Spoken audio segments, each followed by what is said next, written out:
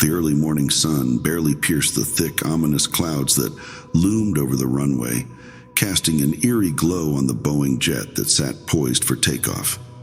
Inside, Captain John Mayer surveyed the instrument panel with a practiced eye, his hands steady despite the weight of the task ahead. Beside him, Edward, his co-pilot, offered a tense smile, his eyes betraying a flicker of unease. "Ready for one more adventure, Edward?" John's voice cut through the cockpit's sterile air, an attempt at levity in the face of the unknown. "If anyone can handle paradox, it's you, John," Edward replied, but his voice lacked its usual conviction. The Paradox Air Corridor, a name that had become synonymous with unexplained disappearances and aviation mysteries, loomed large in their conversation. 17 years, 3 lost flights, and no answers. Today, they were about to pierce the veil of this enigma, a Boeing test flight venturing into the unknown. John's hands moved with a deft assurance as he initiated the takeoff sequence. The engines roared to life, a growling beast awakening, as the plane lumbered down the runway. The ground control's voice crackled through their headphones. "You are cleared for takeoff. Godspeed." There was a solemn gravity in those words, a silent acknowledgement of the journey they were undertaking. As the plane ascended, the world below shrank away, swallowed by the sprawling clouds. The familiar landscape of the airport gave way to a vast expanse of gray. John kept his gaze fixed ahead while Edward frequently glanced out the window as if expecting the sky to reveal its secrets. Once they reached cruising altitude, John reached for the radio, intending to check in with ground control. Static greeted him, a harsh, grating sound that filled the cockpit. He adjusted the dials, seeking a connection, but the static persisted, an auditory blanket smothering their link to the world below. "Looks like we're on our own now," John said, a hint of unease threading his voice. The silence that followed was oppressive, the static a constant reminder of their isolation. Edward shifted in his seat, his gaze fixed on the horizon. "John, we're upside down." His voice was barely a whisper, laced with a surreal calm that sent a chill down John's spine. "Just an illusion, Ed. Stay focused," John replied, but his words sounded hollow even to his own ears. He peered out the cockpit window, searching for any sign of what Edward had seen. The sky and earth met in a disorienting blur, the horizon line, a twisted, unrecognizable smudge. Suddenly the radio crackled to life, a clear, crisp voice slicing through the static. "Captain, please report your status." It was a woman's voice, professional yet unfamiliar. John reached for the radio, his brow furrowed. "Who is this?" "Identify yourself," he demanded, his grip on the handset tightening. The voice responded, now tinged with a note of irritation. "No time for idle chat, Captain." The line went dead before John could press further. A sense of dread settled over the cockpit, a tangible presence that seemed to feed off their growing fear. The world outside the window shifted subtly, the clouds swirling in unnatural patterns, colors bleeding into each other in a disconcerting dance. John's heart pounded in his chest, a frenetic rhythm that mirrored the growing chaos outside. The Boeing jet, now an unwilling vessel, pierced further into the Paradox Corridor, its boundaries warping into a panorama of nightmarish visions. Captain John Mayer, a man of steel nerves, felt an uncharacteristic chill run down his spine as the world outside twisted into grotesque forms. He tried to focus on the flight, but the scenery's intense alteration was impossible to ignore. Suddenly, a disturbing sensation crept under his feet. John's gaze dropped, and his blood ran cold. The floor was teeming with worms, wriggling and squirming in a mass of slimy terror. John recoiled, his childhood phobia erupting into overwhelming fear. He stomped frantically, a primal urge to destroy the creatures that evoked such dread in him. "Edward," he shouted, seeking some semblance of normalcy from his co-pilot, but Edward, lost in his own world, offered no response, no reassurance. Amidst this horror, the radio crackled to life, slicing through the heavy air. "Captain, please report your course." The voice, Alice's, was professional yet laced with irritation. John, his voice trembling with a mix of fear and anger, responded. "Alice, explain who you are and what is going on here." Her reply was curt, a sharp rebuke. "And you check the flight map, Captain. I think you're on the wrong flight path." As John's attention shifted to the route map, seeking some anchor in reality, a sudden, inhuman yell shattered the tense silence. "John!" Edward's voice was distorted, barely recognizable. John's head snapped up, and what he saw defied all reason. A colossal boar, its eyes red with a malevolent fire, charged through the cabin. Its presence was an abomination, a thing of nightmares come to life. The creature roared wildly, a sound that echoed the deepest pits of fear in John's soul. As it rampaged from the cockpit to the tail of the plane, frozen, John watched the beast disappear, his mind struggling to process the horror. "Oh my God, what is this?" he whispered, his voice a mix of horror and disbelief. He turned to Edward, seeking some explanation, some shared acknowledgement of the insanity.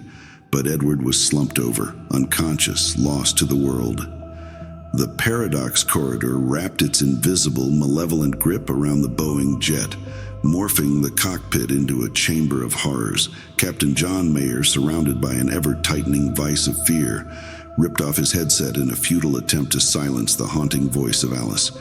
His eyes clenched shut. He fought to control his ragged breathing, to find some anchor in the escalating madness. But the nightmare refused to be ignored. Through the roar of the engines, a blood-curdling scream sliced through the air, a distorted, inhuman sound that clawed at John's mind, calling his name from the headset with a mocking, sinister tone. With trembling hands, John placed the headset back on. "Alice, what's happening?" he asked, his voice a thin veneer over rising panic. The reply was a guttural distortion of Alice's voice, a grotesque mockery of human speech. "John, there's no escape from fear. It devours, especially when resisted." "I'm not resisting. I need to land this plane," John shot back, trying to mask his growing dread. "You're lost, John, flying further into the abyss," came Alice's unnerving response. Desperation mounting, John pleaded, "Alice, tell me how to end this nightmare." His plea was met with silence, a void more terrifying than any response. Suddenly, Edward's scream shattered the eerie calm. His arm was twisted into an impossible shape, his face etched with unbearable pain. "John, my arm, it hurts," he shrieked, his voice laced with terror. As John lunged to assist, the aircraft convulsed violently, as if struck by an unseen, monstrous hand. He was hurled into the aisle, his body slamming against the hard surface. Dazed and disoriented, he lay there, the world spinning chaotically around him. Opening his eyes, John was greeted by a new horror. The floor was alive, a seething mass of worms, squirming over one another, a living carpet of nightmare. John's heart pounded in revulsion and terror. He scrambled to his feet, frantically brushing off the loathsome creatures. He turned to Edward, but his co-pilot was now eerily still, his eyes wide open, staring into nothingness, a silent witness to an unseen horror. John's breath hitched in his throat. "Edward, can you hear me?" No response, just the dead stare of a broken man. The cockpit, once a sanctuary of control and order, was now a labyrinth of terror. The instruments flickered and danced with a life of their own, their readings nonsensical, mocking his understanding of reality. John's mind raced, teetering on the edge of madness. The voice of Alice, the twisted visions, Edward's condition, it was a symphony of horror, orchestrated by an unseen, malevolent force. The paradox corridor was more than a mere anomaly. It was a living entity, feeding on their fears, bending reality to its twisted will. As the plane continued its descent into the heart of darkness, John realized with a sinking heart that their journey was not just a physical one. They were plunging into the deepest, most primal fears of the human soul, a descent from which there might be no return. Captain John Mayer, his spirit battered by the relentless barrage of horrors, surrendered to the chaos enveloping him.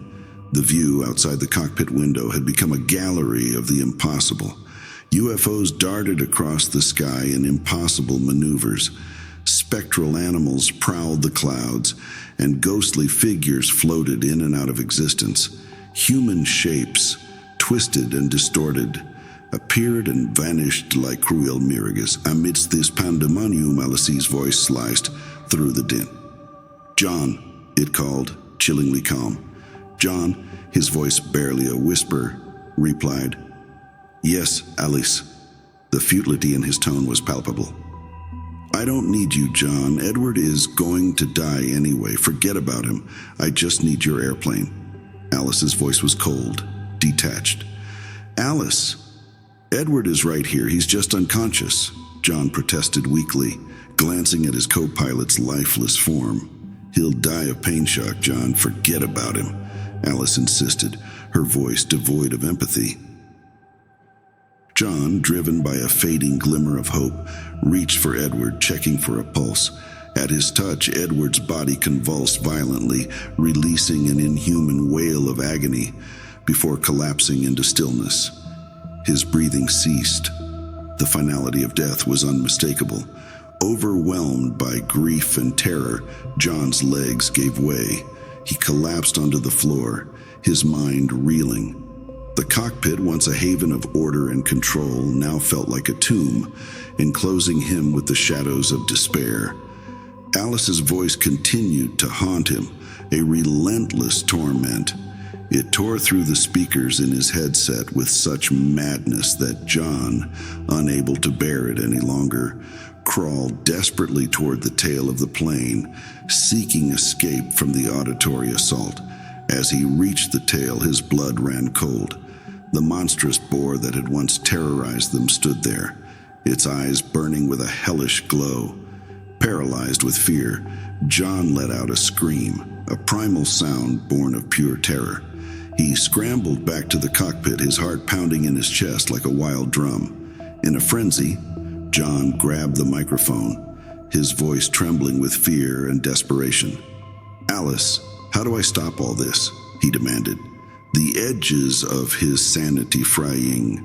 "That's right, John. Fears don't like to be run from." Alice's voice was almost gleeful in its mockery. "Don't play games, Alice. Tell me what to do." John yelled into the microphone, his voice breaking. "Don't yell, John. Just land the plane at the coordinates I've given you, and you'll be free." "I don't need you," Alice replied, her tone eerily calm amidst the chaos. John, his mind a maelstrom of fear and confusion, stared blankly at the navigation instruments. They were his only hope, the only path to salvation from this nightmare. But as he set the course for Alice's mysterious coordinates, a sense of impending doom settled over him. The paradox corridor had ensnared them in its twisted reality, a reality from which there seemed no escape. Captain John Mayer initiated the descent to the coordinates Alice had provided, a task he undertook with a grim resolve. The world outside the cockpit had transformed into a theater of the absurd, where the laws of reality were mere suggestions.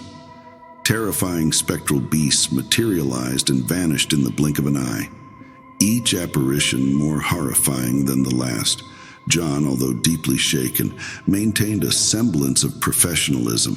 His hands were steady on the controls, but his heart raced with a mixture of dread and anticipation.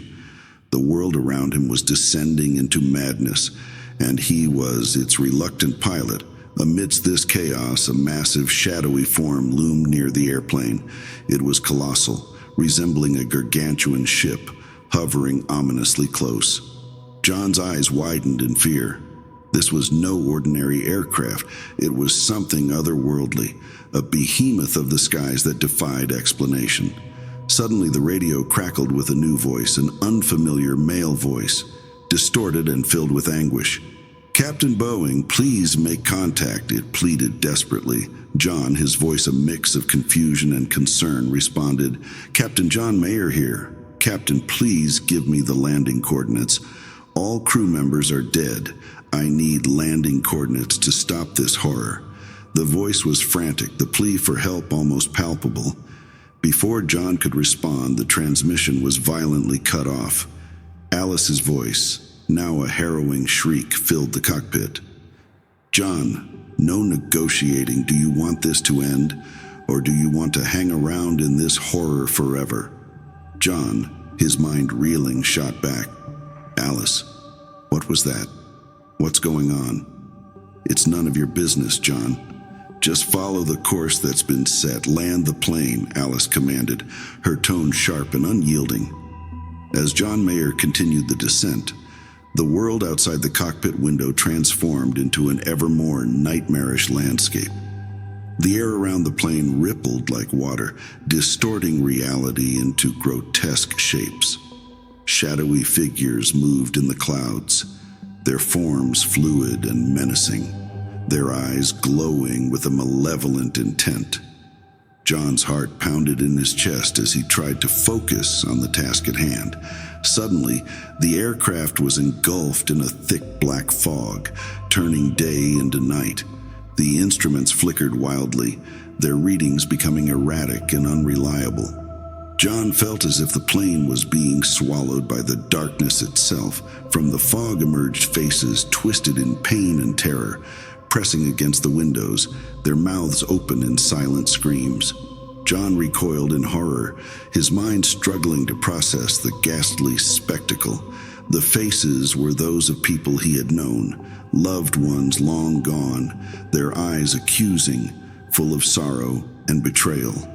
The radio crackled again, and this time it was not Alice's voice that filled the cabin, but a chorus of whispers, disjointed and eerie. They spoke in languages John couldn't understand, their words twisting around each other like snakes. "Captain Mayer, do not listen to them." Alice's voice suddenly cut through, sharp and commanding. "Focus on your landing. That's your only way out." John, his hands trembling, tried to regain control. He pushed the throttles forward, steering the aircraft through the swirling mists of apparitions and whispers. The plane shook violently, as if trying to rid itself of the malevolent forces that clung to it. Then, without warning, the aircraft burst through the fog into a clear sky. But what lay below was not the world John knew. The landscape was a hellscape of fire and brimstone, a vision of apocalypse, lakes of fire, mountains of skulls, and rivers of blood stretched as far as the eye could see. In the midst of this inferno, a runway appeared, an island of sanity in a sea of madness. John, his resolve hardened, knew this was his only chance. He aligned the plane with the runway, the engines screaming in protest. As the aircraft descended, the fiery landscape seemed to reach up towards them, the flames licking hungrily at the wings. John could feel the heat through the cockpit glass, the air inside becoming stifling, suffocating. With a final, desperate effort, John landed the plane on the narrow strip of safety. The wheels screeched against the runway, the plane shuddering to a halt just at the edge of the inferno. Exhausted, John slumped over the controls, his mind numb. The horrors of the descent still echoed in his thoughts, a relentless reminder of the ordeal he had endured. He had landed the plane, but at what cost? The world outside was no longer one he recognized, a realm of nightmares made real. As he gathered his wits, preparing to disembark into this unknown land, John wondered if he had truly escaped, or if he had merely traded one nightmare for another. The paradox corridor had changed him, leaving scars on his soul that would never heal. The horror was far from over. It had only just begun. After the plane's wheels screeched against the harsh, fiery landscape, Captain John Mayer sat motionless in the cockpit, his mind teetering on the brink of madness. The world outside was a panorama of hellish chaos, a land ravaged by fire and brimstone, echoing with the cries of unseen torments. Despite the horror, John mustered the strength to unfasten his seatbelt and step out into the inferno. As he emerged from the aircraft, the oppressive heat hit him like a physical blow, carrying with it the stench of sulfur and the anguished wails of distant, tormented souls. The ski was a turbulent swirl of dark, ominous clouds intermittently lit by streaks of lightning. In the midst of this apocalyptic vision, John sees caught a glimmer of light in the distance, a beacon of normalcy in this nightmarish landscape. Squinting, he thought he saw water shimmering on the horizon. Driven by a desperate hope for escape, he decided to leave the plane and venture towards this potential oasis. As he trudged through the scorched earth, the fiery landscape around him gradually gave way to a more mundane scene. A quaint cottage stood on a lush green lawn, a stark contrast to the desolation he had left behind. In the distance, the serene blue of the sea kissed the shoreline, a sight so ordinary it was surreal. Approaching the cottage, John heard the crackle of a walkie-talkie. His heart raced with a mix of hope and apprehension. Inside, he found a headset lying on a rustic table. He put it on, and immediately Alice's voice came through, chillingly casual. "What's up, John?" "What have you done, Alice? You promised the nightmare would end?" John's voice was a mix of anger and desperation. "John, I said I didn't need you. All I needed was the airplane. You can do whatever you want." Alice's voice was nonchalant, uncaring. The connection abruptly went dead. John stood there, stunned, the headset slipping from his fingers. He walked out of the cottage in a daze, his mind struggling to grasp the reality of his situation. He looked back towards where he had left the airplane, only to gasp in shock. The plane was gone. John stood alone, the tranquil scene before him a sharp contrast to the terror he had endured. He was free from the paradox corridor, or so it seemed. Yet the absence of the airplane, the eerie calmness of the cottage, the idyllic landscape, it all felt too convenient, too contrived. As he gazed out at the serene waters, a creeping sense of unease settled over him. Had he truly escaped, or had he merely traded one illusion for another? The line between reality and nightmare had been irreversibly blurred. John Mayer, once a confident captain of the skies, now found himself a lost soul in a world that defied understanding. The nightmare of the paradox corridor might have ended, but the real horror, the horror of not knowing what was real and what was an illusion, was just beginning. As he stood there, gazing into the unknown, John realized that his journey through hell was far from over. The true test of his sanity had just begun.